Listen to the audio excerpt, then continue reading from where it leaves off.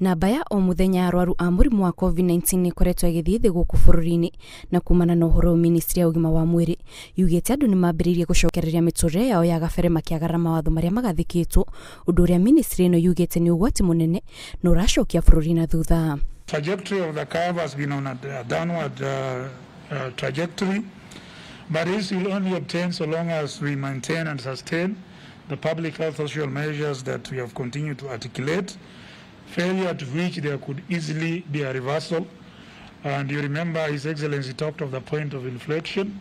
When we reach that tip, but then you loosen your guard, then you can easily reverse the gains that we have made.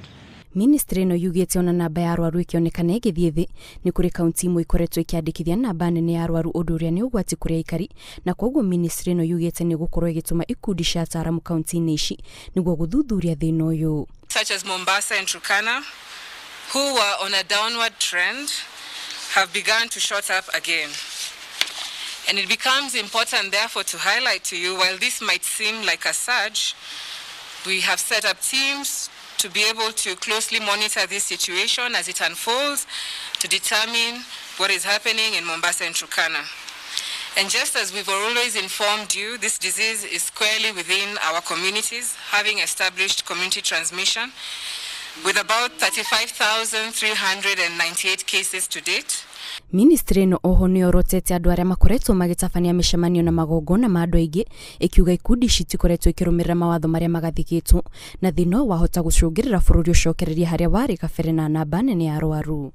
We do take note of the emerging trend where we have gatherings amongst our communities, and we continue to remind you all of the protocols when it comes to people congregating together. Remember, we have 100 people who are able to attend weddings and funerals, and what remains clear as day and night is that this progress will be undermined if we continue to gather, but most importantly, if we continue to gather and not observe the measures that should be, observed.